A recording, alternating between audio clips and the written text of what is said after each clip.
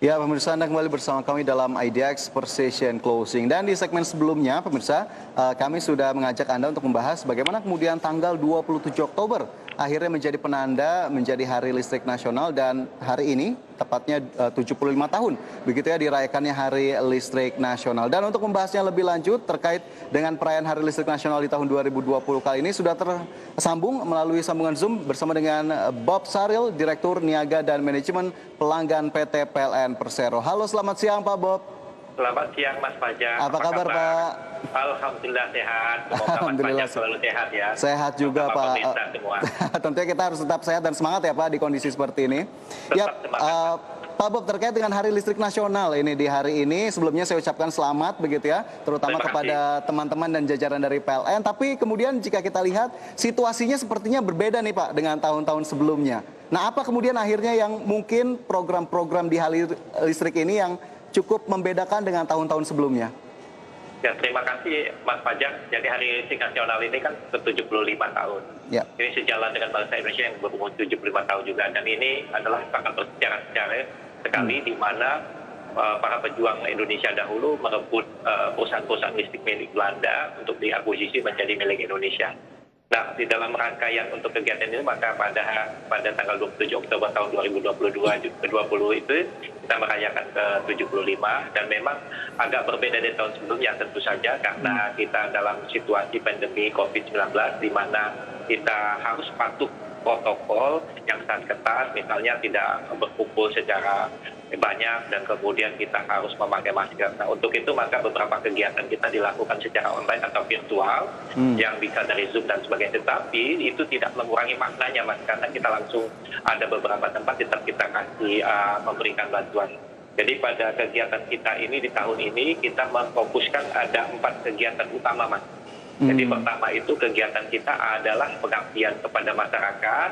Ini adalah sebagai bagian daripada corporate social responsibility kita.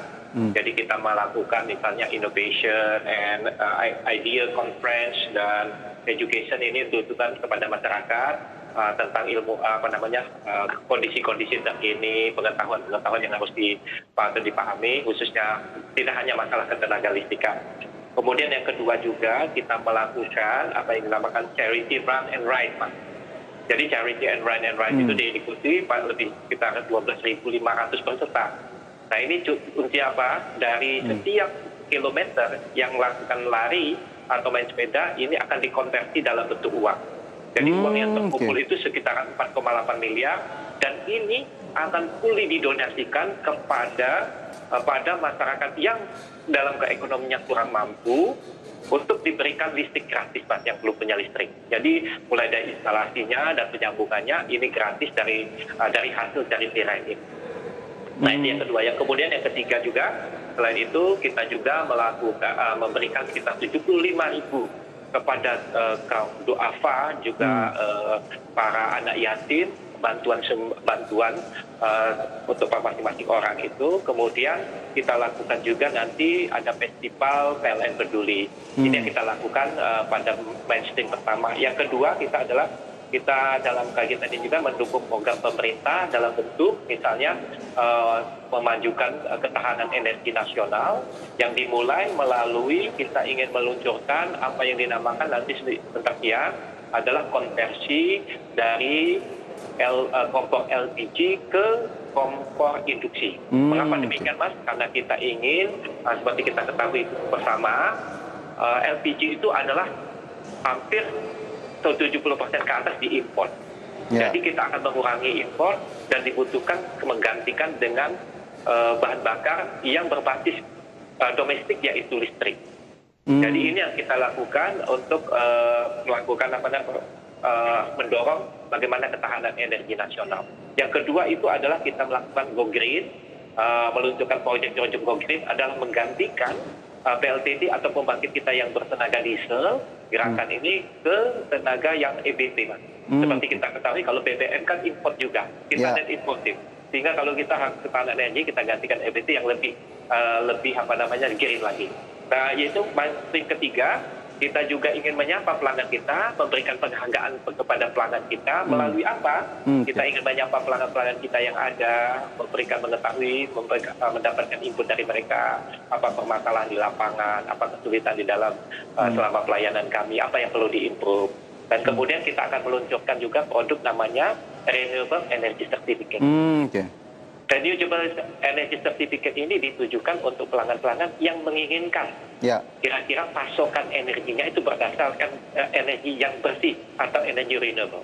Jadi kita sudah bersertifikasi, jadi kita bisa menunjukkan bahwa di suatu pelanggan itu disuplai dengan suatu dari sumber yang renewable. Dan yang terakhir itu kita ingin juga mengapresiasi media, Mas. Karena media ini adalah toko guru informasi menurut saya dan sangat penting sekali menyampaikan informasi yang bermanfaat kepada masyarakat.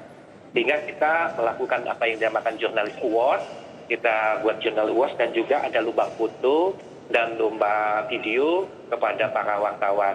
Nah ini kalau Journalist Award ini kita akan lakukan adalah lomba yaitu misalnya lomba tulisan terbaik selama nanti Februari dan juga kita penghargaan penghargaan kepada jurnalis yang memberikan berita-berita positif kepada Indonesia yang menggembirakan. Jadi kita beri istilahnya award sedikit. Nah itu yang 4 mainstream utama yang kita lakukan di tahun ini. Tetapi kebanyakan sekali lagi bahwa situasi pandemi sekarang memang kebanyakan dilakukan secara virtual. Virtual baik melalui Zoom ataukah virtual melalui jarak jauh dengan media-media yang lain. Terima kasih, Mas. Oke, jadi dilakukan secara virtual. Tadi cakupan kegiatannya cukup luas ternyata ya Pak Bob ya, dari mulai corporate social responsibility sampai menyapa pelanggan sepertinya itu dilakukan semua di Iya, menyapa pelanggan tetap dengan virtual juga. Oke, nah ini tapi yang satu yang ingin saya tanyakan juga Pak Bob, di tengah pandemi COVID-19 ini kita tahu akhirnya berdampak pada konsumsi listrik masyarakat, akhirnya juga ada surplus listrik di sana. Ini sebetulnya diperkirakan atau dikalkulasikan oleh PLN akan berkepanjangan atau sudah ada langkah-langkah antisipasi atau untuk menangani hal ini yang dilakukan oleh PLN dalam waktu dekat?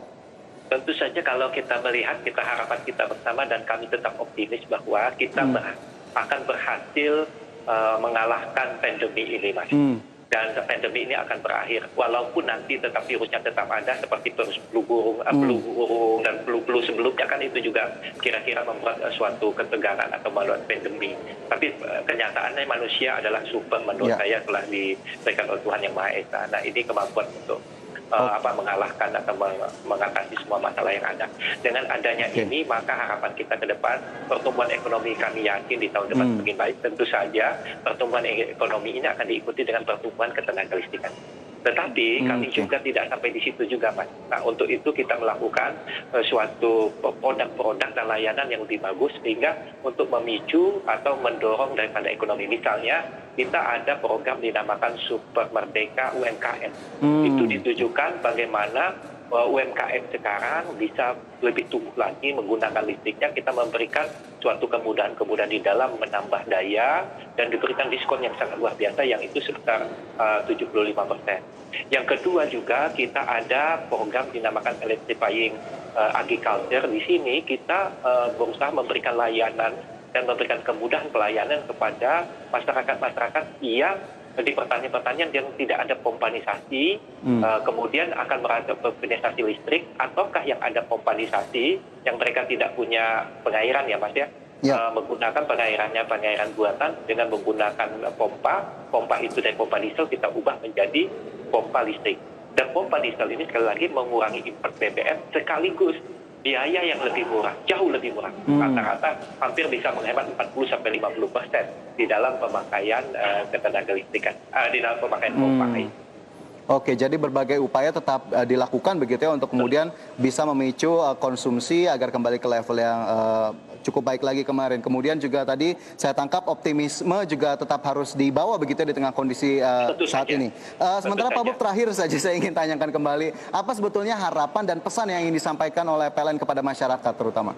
Pertama kali yang ingin saya sampaikan bahwa kita PLN itu siap untuk memberikan layanan terbaik kepada masyarakat. Yang kedua, masyarakat dipersilakan menggunakan kelistrikannya sebaik-baik mungkin dan sebanyak-banyaknya. Dan kalau ada merasa ada layanan kurang, silakan hubungin kita langsung dengan melalui kontak center kita 123, ataukah sekarang kita ada PLN New Mobile yang hanya satu sentuhan saja bisa berkomunikasi dengan kita melalui aplikasi mobile ini. Nah, yang selanjutnya kita harapkan para pelanggan adalah marilah sama-sama kita menerapkan protokol COVID-19 secara ketat dan mengalahkan COVID ini tidak takut. Pada kesempatan lainnya adalah kita meningkatkan pertumbuhan kita. Jangan sampai kita lemah, jangan sampai kita kurang semangat, tetap bersemangat bahwa kita mampu untuk survive. Oke, baik, itu tadi pesannya yang ingin disampaikan, terutama di perayaan Hari Listrik Nasional kali ini. Terima kasih banyak Pak Bob, dan sekali lagi saya ucapkan selamat Hari Listrik Nasional, dan tentunya sukses dan sehat selalu ya Pak. Amin ya Rabbal Alamin. Sukses juga untuk Mas Fajar dan IDX-nya. Terima kasih. Ya, pemirsa, informasi lain akan kami hadirkan usai jeda, tetaplah bersama kami.